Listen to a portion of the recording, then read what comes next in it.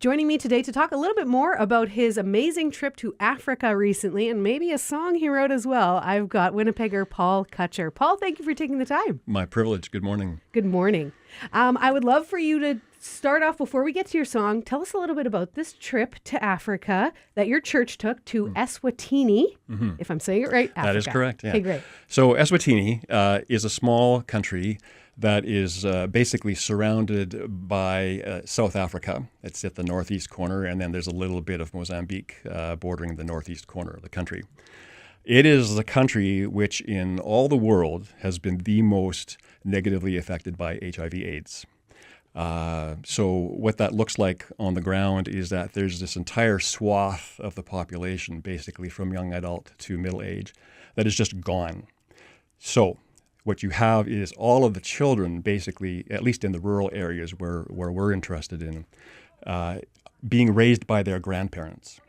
And these are some of the poorest of the poor people that you can imagine. So what has happened just indigenously is that some of these grandparents have come together and formed what amounts to community centers. They call them care points. And the king, Eswatini is a kingdom, the king is in favor of this, and so he provides them land to be able to host these care points on. And the grandmothers come together early in the mornings, and they prepare food so that these children from the rural community can walk there on their way to school and be assured at least a meal a day while they're on their way to school. They're also then open in the afternoons for the children to come back and have a safe place to play and interact and be kids in an otherwise very trying environment. So there are some missions on the ground, and the one that we're most closely involved with is called AIM, Adventures in Mission. They come alongside these care points and they say, hey, can we support you? We would like to help with the provision of food, even some infrastructure, and if you're okay with it, some Christian education. They almost always say absolutely. They're just very in favor of that. And so what AIM does is it reaches out to the greater church community, such as Riverwood, and we then support them through sort of like sponsorships. So very similar to what you might expect from, like, say, a World Vision or a Compassion, that kind of thing. But what's different about it is that in addition to that, the church basically takes ownership of that care point. And so we will do things that are not, it's not just I'm writing to my child and I'm, giving my $38 a month or whatever it is. You're actually forming a relationship with that child. And because the person sitting in the bench or the pew or the seat or however your church is set up beside you has another child, and all together we're supporting the care point itself. So there's infrastructure bills, there's fundraising for different projects that they have on the go. We have annual mission trips where some of our people will go and get to meet their children, which again is a very unique facet of this arrangement. So I've been there twice. I was there once 11 years ago when I was sponsoring a young man named Mindene. And this time my young man person's name was Mlanvo, and he was a real character, and we had lots of fun. So that's sort of the approach that AIM takes and that Riverwood has been involved with now for 17 years. That's pretty incredible. I would love to know, obviously, I don't want to make assumptions, but meeting your sponsor kid must be something special. Any other highlights? Tell me from this trip. Yeah, it was remarkable. I almost lost for words when I think about that. Smiling faces all around. They are just so excited to see you. And somebody listening might think, well, it's not cheap, right, to go there. I mean, you have to fundraise and then be able to fill in the gaps for this trip that, by the way, takes in excess of 20 hours to get there from here, probably 25 when you count the bus ride. So, the time and the money and the effort, is it worth it? Well, all you have to do is look at those kids' faces when you get off the bus, and it's absolutely worth it. They are so, they're so thrilled to meet people like yourself who, why would you do this?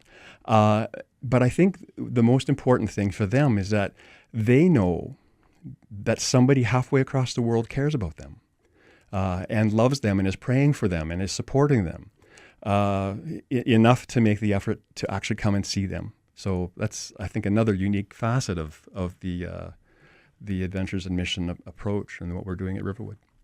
That is incredible. I can only imagine. And what I would love to know, these hero grandparents, what is their response? Very similar. They're a very reserved people, I think, when they get to that age, and maybe they're just tired. I don't know. But again, lots of smiles, and just thank yous and hugs. Thank you for coming alongside and helping us. And it's really helping us serve, right? They're just such servant-hearted people.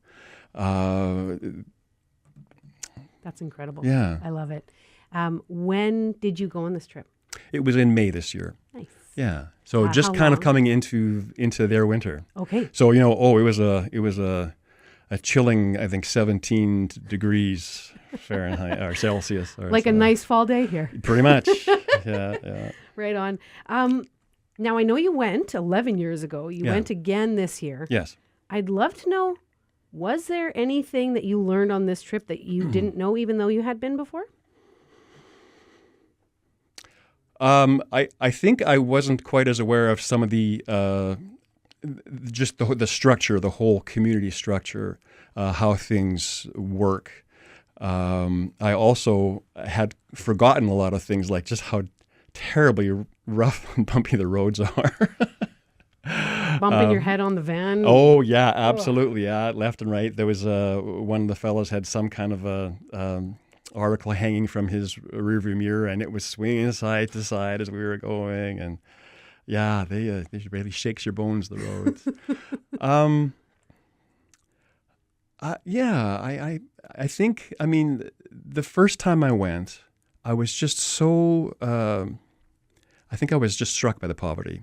You see it on TV and you hear about it and you read about it. But again, to step off the bus into that kind of an environment. And then I think what struck me this time was I knew that that's what I was coming into. I was just astounded by the constant attitude of gratitude that these people held. They're just so thankful for everything they had. And, you might be cynical and say, well, that's easier when you don't have a lot. I think the opposite is true. When you don't have, they're dirt poor. And they, they see people coming who obviously have more. They don't treat you with a sense of jealousy or hands out. They're arms open, and they invite you, and you become part of their community. It's just it's astonishing. Yeah, that is incredible. You wrote a song from this experience, The Call of Africa. Yes. Tell us why you decided to write a song and what this one's about. Well, it started out basically, it was a reflection, as it says in the first line. And I think I wanted to celebrate the experience. And songs, I've been writing for a while, and songs, sometimes they come to you almost as a gift. And sometimes they are a lot of work. This one actually fought with me. That's the only way I can say it. And maybe it's because as it started as a gift, it realized that I wasn't taking it seriously enough, or it wanted to be more than I first thought. I first thought it was just going to be a celebration that I was writing for my friends, the 10 people that we were there, just to say, hey, let's celebrate what we did. But very quickly, it became obvious that the celebration was more of not what we did, but what was done in us. And so there's a lot of change that can come inside you personally when you do a project like this. You see the people in that you've been serving, maybe just financially, or praying and writing, and it's very different to be in their backyard. So we so the song goes from there, and the other thing that happens is we become friends. I mean, we're this kind of, I guess, a bit of a motley crew to begin with. Most of us didn't know each other. There were people from different sort of service times throughout the week. There were people from 30 to 70 something, and just being able to work together. And you're in a place where the construction is very different than it is here. You don't have the almost overbearing safety concerns that we have here. And I'm not saying that those are not important, but they just don't exist there. So you really rely on each other in a very different way than you would on a construction crew here. It's a very different process. So we become friends. And then we get to share with each other what God is doing in our spirits as we interact with and serve with our friends and the other local people and the local construction crews. I mean, we were there to serve, right? We walked in and said, here we are. We're hands, we're feet, we're bodies. What do you want us to do? We weren't there to, come in and tell them what to do, or our North American way of doing things. It's just not their way. So then I guess the song said, well, that's not enough yet. I need this to be bigger. So it became, I think, as I reflect through the experience and through the friendships and through the transformational work of the Spirit in our lives, well, what does that say to anybody else who might be hearing this? Is there an opportunity for you to do the same thing? Maybe has the Spirit been nudging you, in a direction that says, this is something you could do. And if you've ever been thinking, is this something I can do? I can tell you unequivocally, the answer is yes. That's great. Is there anything else, Paul, this morning that you wanted to share about this trip or that song and reflection that you created? Oh, I don't know. It's just been, it's such a tremendous experience. First of all, to be able to work with these people and by these people, I mean our friends at Riverwood, our friends in Eswatini, our friends at Adventures in Mission.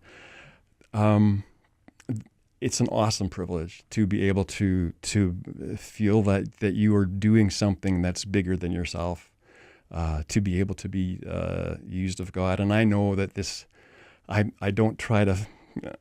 This is kind of grandiose for me. I don't want to reflect on myself too much. I just want to reflect on the way that God can use. And I suppose if I can put a plug in, absolutely, we are looking for more partners.